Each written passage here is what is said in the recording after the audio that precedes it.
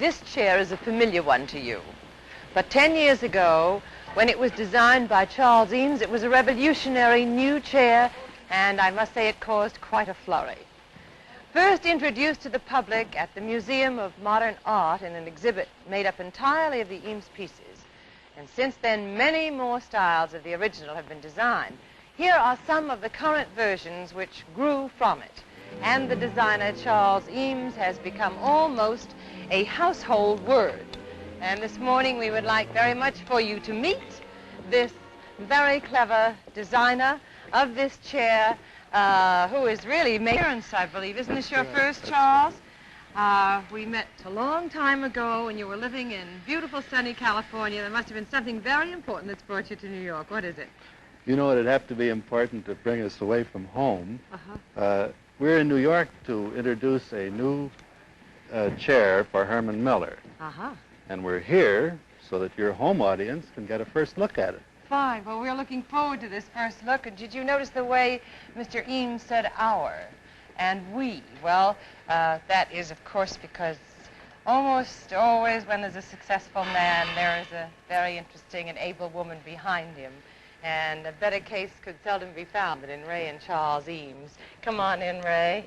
Hello, I'm so happy to see you. This is Mrs. Eames, and she's going to tell us how she helps Charles design these chairs. How do you manage that? Well, aside from serving as an extreme in the testing of the chair, there are a million things.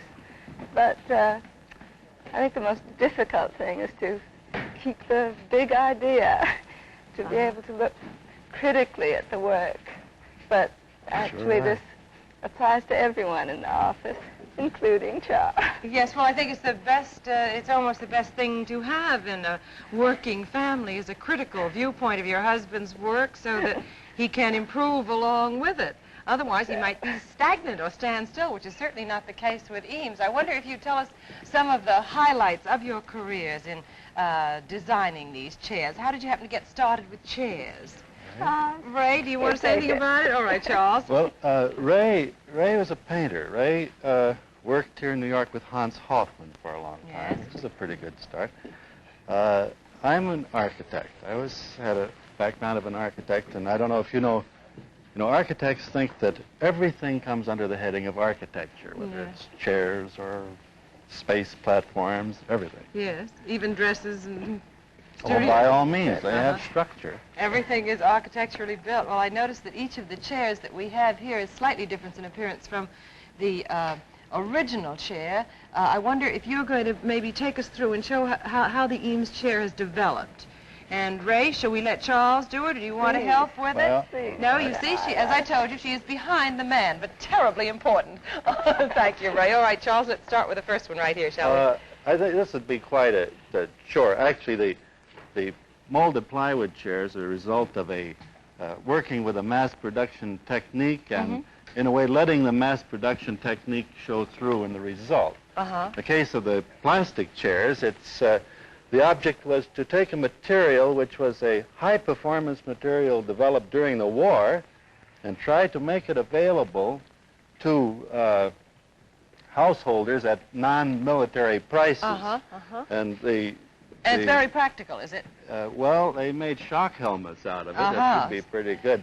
The wire and the upholstered wire pieces, these are, of course, old materials. Yes. But they're combined in a way to give a high strength, light weight, and high performance result. The things are different, but this doesn't mean the attitude is different. It's just that there was a different objective, in each case.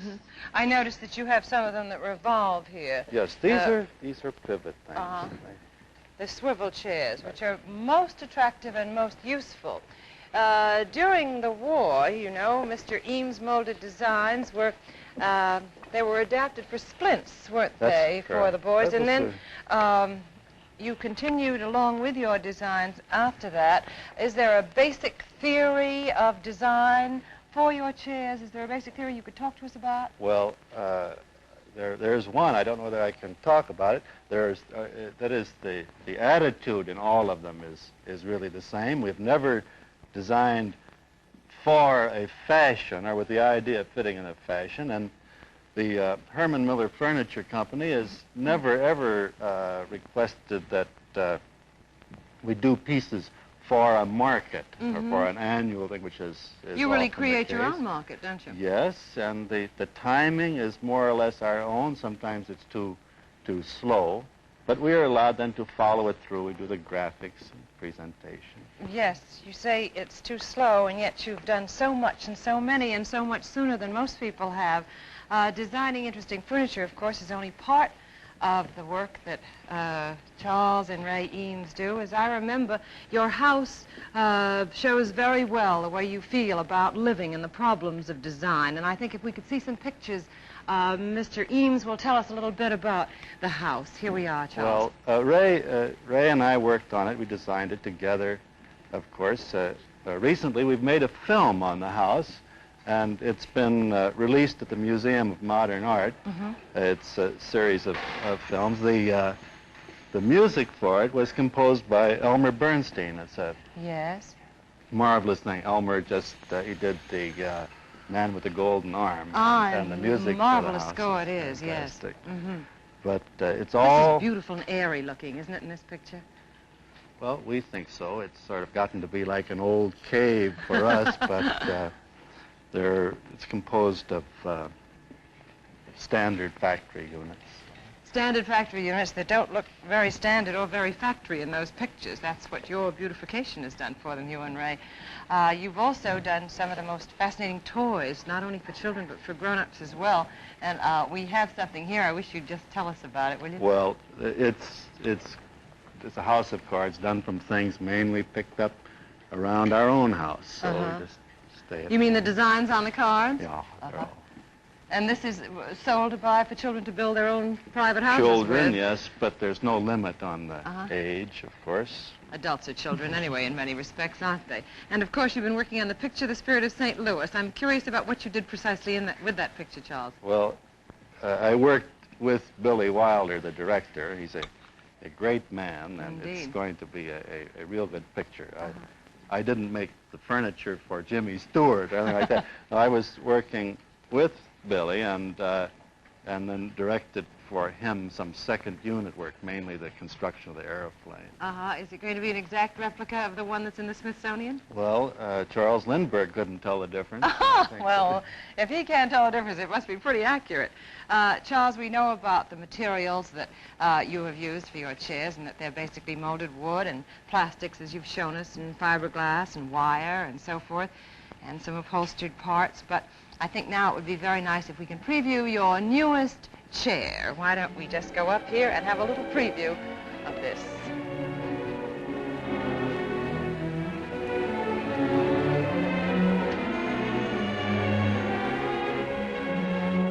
Well, that is quite a departure, Charles, and it looks wonderfully comfortable. Tell us something about it. Well, it's rosewood plywood, and it's black leather, and its insides are all feathers and down. But I think it'd be a better idea if we would just build it for you right here, and you could see something about it. Can we It's a see very this being simple built? Well, matter. all right, I let's think put so. it together.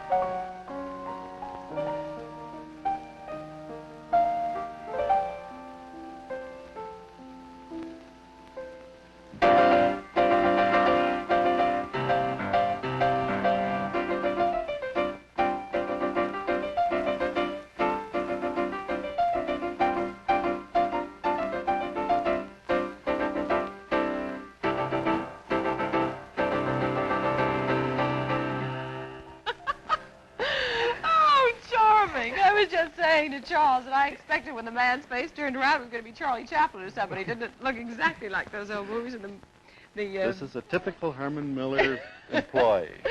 Well, it's just great. You know, I remember a quotation about this unusual couple that I read some time ago. I think describes it beautifully. I may not remember it accurately, but it said that Eames' desire to move freely in a world of enormous and unlimited possibilities is combined with a very accurate sense of discrimination and taste, which of course we always see. This is an ability to select among the unlimited possibilities and return considerable richness to the world, which you both have done. And thank you for being here and showing us your things this morning.